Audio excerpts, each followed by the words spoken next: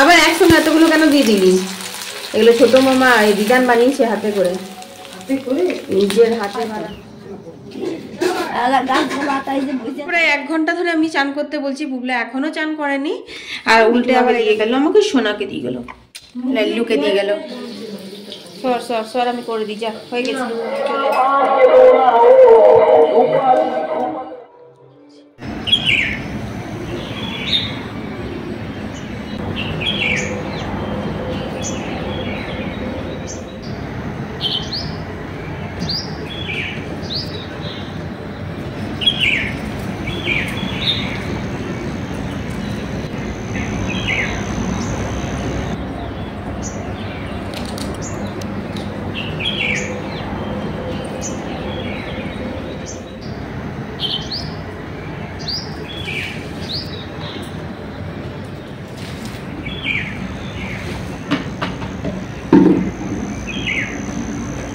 শুভ সকাল আমার প্রিয় বন্ধুরা, কেমন আছো? আশা করি যে যেখান থেকে আমার ভিডিও দেখছো অনেক ভালো আছো, সুস্থ আছো।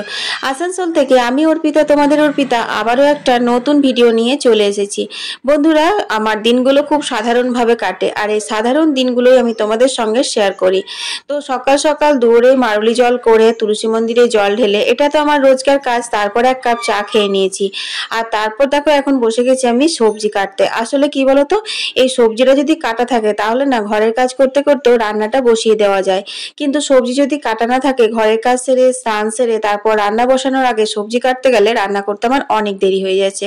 আর তোমরা তো জানো যে তোমাদের অর্পিতার রান্না কিন্তু একটার মধ্যেই চাই। তো রান্না বান্না ঘরের কাজের সাথে আজ আমি তোমাদের সঙ্গে আমার জীবনের একটা ভয়াবহ ঘটনা শেয়ার করব। তো বন্ধুরা, অনুরোধ রইল তোমরা সম্পূর্ণ ভিডিওটা দেখো, আশা করি তোমাদের অনেক ভালো লাগবে। বুবলার বাবা ডিউটি যাওয়ার আগে বলে দিচ্ছে কি কি আজকে রান্না। তো ওর স্পেশাল মেনু একটাই হচ্ছে, সেটা হচ্ছে মাংস চর্বি দিয়ে লাউয়ের তরকারি। হ্যাঁ, অনেক দিন হয়ে গেল জানো তো মাংস চর্বি দিয়ে লাউয়ের তরকারিটা খাওয়া হয়নি। তো সেটাই আজকে করব।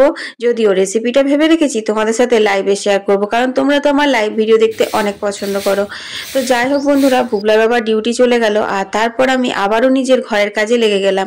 এরপর আমি ফুলটা সব থেকে প্রথমে তুলে নিচ্ছি। বাসি কাজ করার আগে আমি ফুলটা তুলে নিই, ঠাকুর ঘরের কাজটা সেরে নিই, কারণ তোমরা তো জানোই যে আমি সকালবেলা উঠে কিন্তু বাসি কাপড়টা আগেই ছেড়ে নিই। তো যাই হোক, চলো এখন ফুলগুলো তুলে নিই।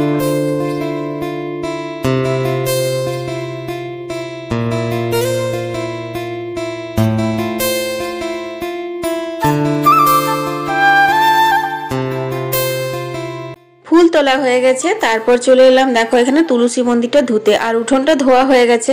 উঠোনটা তো আমাদের কাজের বউ ধোয়ে, তোমরা তো সবাই জানো। তো যাই হোক, ও না এলে আমাকে ধুতে হয়, কিন্তু উঠোনটা প্রত্যেক দিনই ধুতে হয়। একদিন যদি না ধোয়া হয় তাহলে না পায়ে কিরকম কালি কালি লাগে।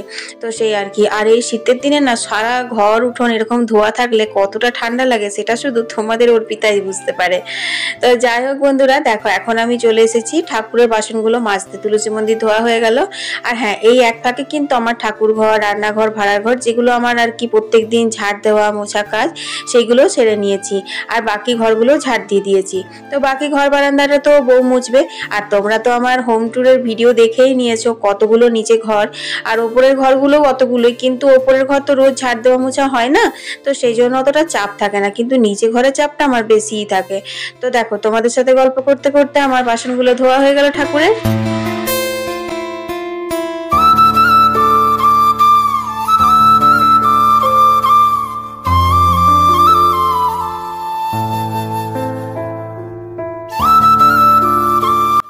বন্ধুরা, আজ হচ্ছে মৌনী অমাবস্যা, মানে রটন্তী কালী পুজো।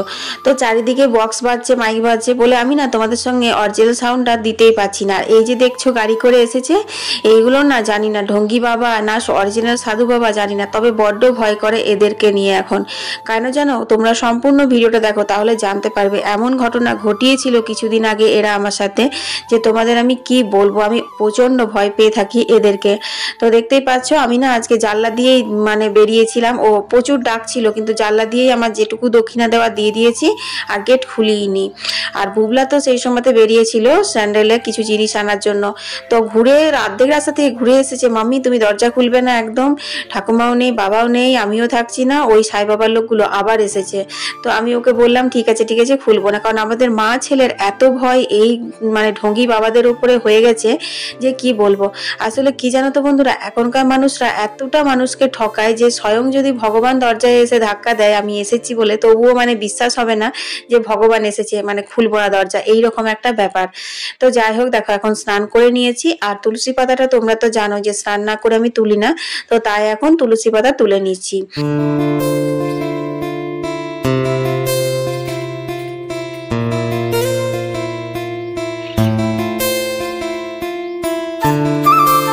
তো প্রত্যেক দিনে যে নিত্য পুজো সেটা সেরে নিলাম, আর ওদিকে কলের জলও চলে এসেছে। তো কিছুগুলো পাইপটাই বড় বড় জায়গাতে লাগিয়ে দিয়ে আর আমি জলখাবারটা খেয়ে নেবো। এখন 11টা বেজে গেছে, আর খেতে খেতে চলো তোমাদের সঙ্গে আমি যে আমার জীবনের সেই অভিজ্ঞতাটা শেয়ার করি। তো জানো তো বন্ধুরা, একবার কি হয়েছিল, এই সাই বাবাগুলো ঢঙ্গি বাবাগুলো এসেছিল, এসে পরে না মানে আমার তখন কিছু একটু মানে সমস্যার মধ্যে দিয়ে আমি যাচ্ছিলাম। তো যাই হোক, এসে আমাকে ভুজুং ভাজুং কি করেছিল, মানে পুরো হিপনোটাইজ করে নিয়েছিল জানো তো। মানে ও যা বলছিল আমি তাই করছিলাম, এইরকম একটা ব্যাপার আর কি। আমার সামনে শাশুড়ি মা ছিল, এমনকি দিদা শাশুড়িও ছিল, তখন মা এসেছিল আমাদের বাড়িতে। কেউ কিছুই বলতে পারছিল না, কেউ কিছুই বুঝতে পারছিল না যে কি ব্যাপারটা হচ্ছে। সেই নানান রকমের কথা বলে আর করে, আর আমাকে তারপর বললো যাও তোমার পার্স থেকে 50 টাকা নিয়ে আসো। এনে দিলাম আমি, মানে ও বলার সঙ্গে সঙ্গে জানো তো পার্স থেকে আমি 50 টাকা এনে দিয়ে দিলাম। ও আবার সেই ভুজুং ভাজুং এটা ওটা বলে পরে আবার বলছে তোমার আমার মন দেখাচ্ছিল, তোমার টাকা চাই না, এই নাও যাও তুমি এটা রেখে দিয়ে এসো। আমাকে দিল, আমিও রেখে দিলাম। তখন মানে মনে হচ্ছে বাবা কি না জানি, একদম সত্যি ভগবান এসেছে আমার বাড়িতে। আবারও সেম জিনিস জানো তো, আবারও ওই একই কথা বলতে লাগলো যে যাও তুমি 100 টাকা আছে তোমার পার্সে নিয়ে আসো। আবার সেই নানান রকমের কথা মুখরোচক, আবার আমি সেই 100 টাকাটা এনে দিলাম। হ্যাঁ, এই করে করে তারপর বলছে 500 টাকা 1000 টাকা তোমার পার্সে আছে, ওটা নিয়ে আসো। আর সত্যি তখন আমার পার্সে 1000 টাকাই ছিল জানো তো, 500 করে দুটো নোট। আর ওই নোট দুটো কি ছিল জানো তো, ওই নোট দুটো আমার বড় ননদ দিয়েছিল বুবলার জামা কেনার জন্য পুজোর সময়তে। এটা অনেকদিন আগেকার কথা বলছি তোমাদেরকে, মানে মোটামুটি 5-6 বছর আগেকার কথা। তো সেটা তখন মনে হচ্ছে যেন ও সবই জানে একদম, মানে কি বলবো, জানগুরু হয়ে গেছে ভগবান, ও সব বুঝতে পারছে, এরকমটা মনে হচ্ছিল। তারপর আমি দিয়ে দিলাম। আমাকে কিন্তু বুবলা বারণ করছিল, বলছে মাম্মি তুমি দিও না ওগুলো আমার জামা কেনার। কিন্তু কি যে হয়ে গেছিল, আমি বলছিলাম না ওরকম করতে নেই জানিস, দিতে হয়, আবার ফেরত দিয়ে দেবে। কিন্তু বন্ধুরা, যেই না আমি ওই টাকাগুলো দিলাম, তারপর সমস্ত পয়সাগুলো আবারও ওই রকম ভাবে আমাকে আনতে বলে দিল, যাও তোমার ব্যাগে এই আছে ওই আছে করে। আমি সমস্ত ব্যাগ ঝেড়ে ফুড়ে যখন ওকে পয়সাটা দিয়ে দিলাম, তখন ও মানে কিরকম ভাবে যে পলিটিক্স করে বেরিয়ে গেল তোমাদেরকে আমি বলে বোঝাতে পারবো না। আবার যাওয়ার সময় মানে কি সরবর করে চলে গেল সেটা না, যাওয়ার সময় বারবার যাচ্ছে আর পিছন ফিরে বলছে বলো চলে যাব না আবার আসবো। আর আমি আবার বলছি আবার আসবেন। এই রকম ভাবে হিপনোটাইজ করা যায়, সেটা আমার ওই ফার্স্ট আর লাস্ট অভিজ্ঞতা বন্ধুরা। কখনো হিপনোটাইজ করার কথা অনেক শুনেছি, বাট কখনো নিজের চোখে দেখিনি, কখনো মানে নিজের কানে শুনিনি। বাট আমার সাথে এরকম ঘটনা ঘটবে আমার কল্পনার বাইরে। আর আমার ছোট্ট ছেলেটার উপরে এমন এফেক্ট পড়ে গেছে তখন থেকে। কিন্তু বুবলা তখন তো অনেকটা ছোট ছিল, তো বুবলাও ওই গাড়ি করে যে ভিখারি টিখারি সাধু বাবা আছে তাদেরকে খুব ভয় পায় জানো তো। তো এই হচ্ছে আমার জীবনের বিশাল অভিজ্ঞতা হিপনোটাইজ নিয়ে, তোমাদের সঙ্গে আজকে শেয়ার করলাম। আর শেয়ার করতে করতে আমার কত কাজবাজ রান্না বান্না হয়ে গেল। আর এই লাউ দিয়ে চর্বি রান্নাটা যে কি মারাত্মক হয়েছিল খেতে, সেটা তোমাদের আর বলে বোঝাতে পারবো না। এটার রেসিপি আমি লাইভে দিয়ে দিয়েছি, যারা দেখেছো যারা দেখোনি তারা অবশ্যই দেখে নিও কিভাবে আমি মাংসের চর্বি দিয়ে লাউটা বানিয়েছিলাম। তো যাই হোক বন্ধুরা, এরপর চলো রান্না বান্না করে নিই। তো রোববারে যে খাসির মাংস এনেছিল অনেকটা এনেছিল, তার থেকে কিছুটা রেখে দিয়েছিলাম, আজকে রাত্রে সেটারই ঝোল বানাবো। তো মশলাটা ম্যারিনেট করে নিলাম। আর এখানে দেখো এখন আমি মাছগুলো ভেজে নিচ্ছি। আজকে মাছের টক করব। তো মাছের টকের রেসিপিটা তোমাদের সঙ্গে শেয়ার করব। ওই যে চপারটা কিনেছিলাম, তোমাদেরকে বড় ব্লগে শেয়ার করিনি, আমি শর্ট ভিডিওতে শেয়ার করেছিলাম। একটা চপার অর্ডার দিয়েছিলাম, ওটাতে না টমেটো খুব সুন্দর চপ করা যাচ্ছে। আর বুবলা না সেটা মানে বেশ এনজয় করছে। তো ওই এত সুন্দর করে মিহি করে টমেটোটা করে দিয়েছে, তো সেটা দিয়ে আজকে মাছের টক করব। মাছগুলো ভেজে তুলে নিলাম, তারপর তেল পাঁচফোড়ন দিয়ে আর টমেটো পেস্টটা দিয়ে দিলাম, তারপর স্বাদ মতো নুন আর হলুদ, ব্যাস আর কিছু লাগবে না।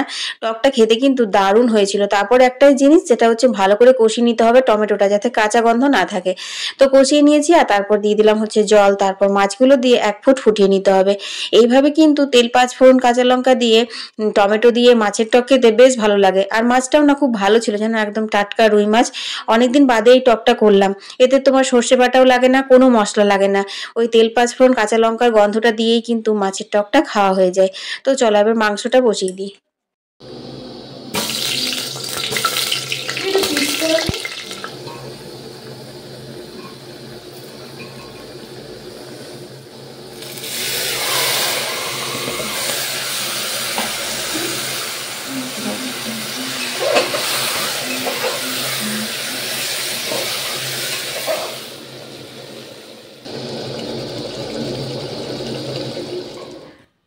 তো রান্না বান্না সব কমপ্লিট। রান্না করে বসলেই বসা হতো, বসলাম না, সেই কারণে অনেক কাজ হয়ে গেল। দেখো গ্যাসটা ভাত হয়েছিল, তো গ্যাসটা মোছা হয়ে গেল। ওদিকে ওই যে চপার টোপার, তারা খুব আলো আসছে। দুধের ক্যানটা ধুয়েছি আর জানলা দিয়ে দেখতেই পাচ্ছ কতটা রোদ আসছে, সেই কারণে ওখানে রেখেছি। দুধের ক্যান যতই ভালো করে ধোও, যদি একটু রোদে না দেওয়া হয় না, তাহলে কিন্তু খুব গন্ধ ওঠে, সেই কারণে জানলায় রেখেছি। আর এই যে চপারটাও ধুয়ে নিয়েছি।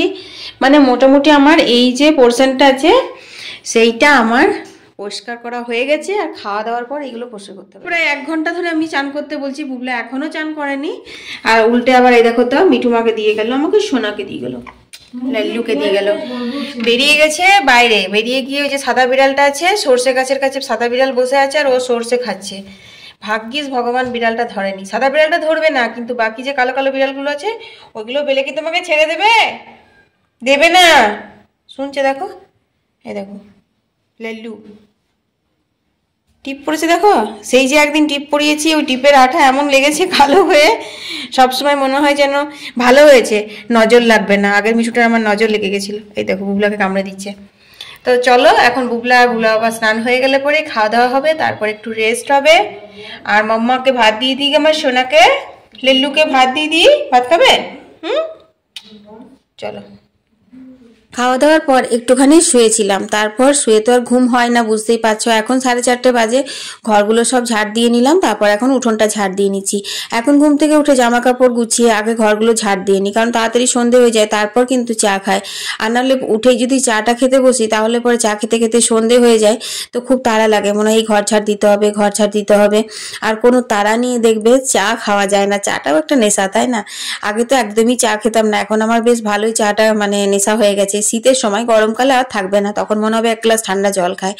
আর বুবলা যেহেতু এখন পরীক্ষা চলছে, তো পড়ছিল। আর এই দেখো আমাকে এখন দেখাচ্ছে আমি এটা করলাম, ওটা করলাম, সেটা করলাম।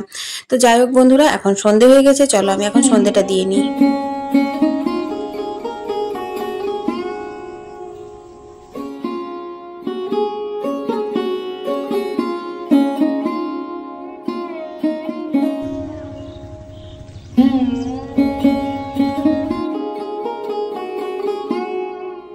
তো বন্ধুরা, আজকে তো রাত্রে সেরকম বিশেষ কিছু খাবার করার নেই, শুধু রুটি করব, মাংস ঝোল আছে। আর মা আজকে আসবে পুরী থেকে, তো ওই বেগুন ভাজা করে দেবো। বেগুন ভাজা, রুটি, দুধ মিষ্টি এসব মা খেয়ে নেবে।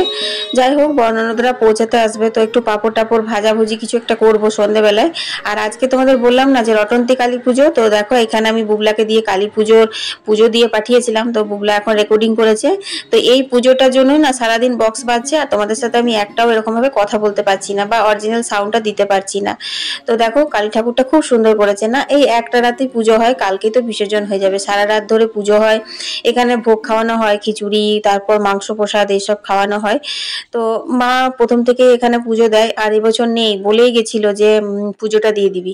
তো সেই কারণে বুবলাকে দিয়ে পাঠিয়েছিলাম পুজোটা। বুবলা একটু রেকর্ডিং করেছে, তোমাদের সঙ্গে একটু শেয়ার করতে পারলাম।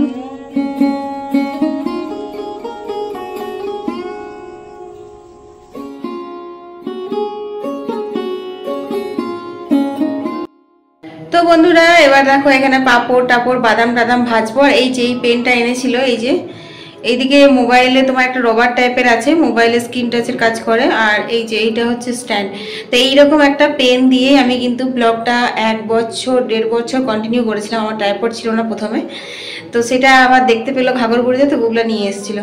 তো আজকে এই পেনটা দিয়েই তোমাদের সঙ্গে পাপড় ভাজাটা শেয়ার করবো, দেখি হয় কিনা। কারণ অভ্যেস মানুষের, এখন আমার এইটার অভ্যেস চলে গেছে। এখন ট্রাইপডে একটু উঁচু করে একটু ভালো দেখায় এরকম মনে হয়, তো সেই জন্য করাই হয় না। কপিরাইট আসবে কিনা কে জানে, পুরো সাবা সঙ্গীত বাজছে।